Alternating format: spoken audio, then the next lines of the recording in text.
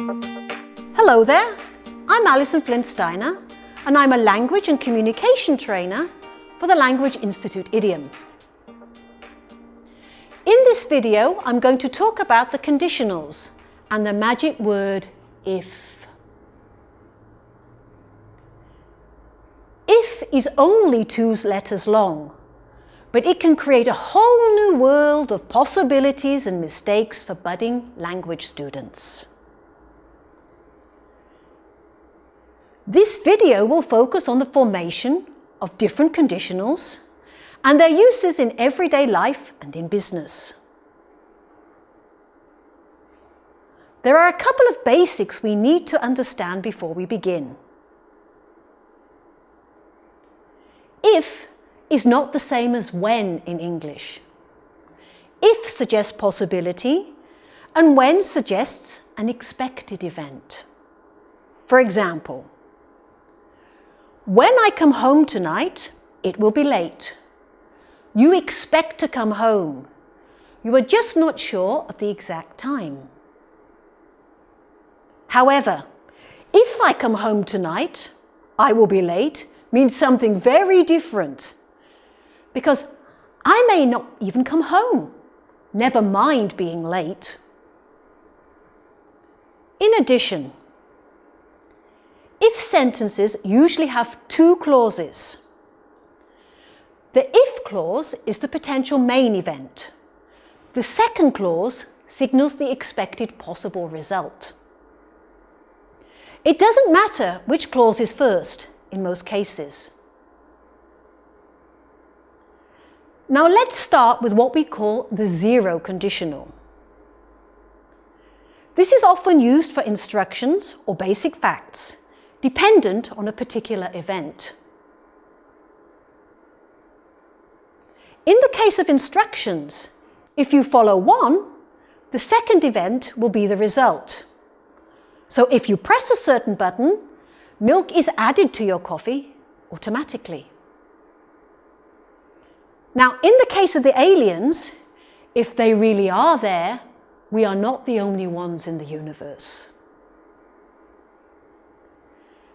This potential closeness to reality is signaled by the use of the present tense in both the if clause and the second clause. In the first conditional, we encounter the first degree of conditionality and bring in the idea of uncertainty. The first conditional is used for promises and offers, for events that should be the result of the first action, but it is not automatic. There is a good chance of the second event occurring as a result of the first, but we are not completely sure. This is why we use the word will in the second half of the sentence, rather than a present simple. Think about it this way. There will be a good chance you will get your goods on Friday, in example 2. But what if they come on Thursday or Monday instead? The second conditional is one of the most difficult for students to understand, but is in fact one of the most important conditionals. We are still potentially in a real situation, but the chances of the first event happening are much lower. And as a result, the chances of the second event happening are even lower still.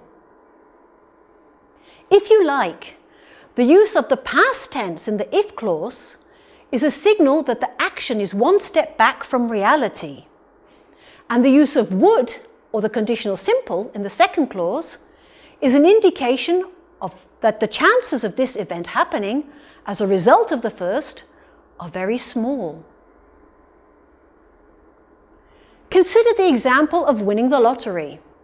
First, you have to play to win. And then you only have a very small chance of winning, even if you play regularly. What would you do with the money is purely theoretical at this stage. By the time you reach the third conditional, all hope has faded, and we are entering a very unreal situation.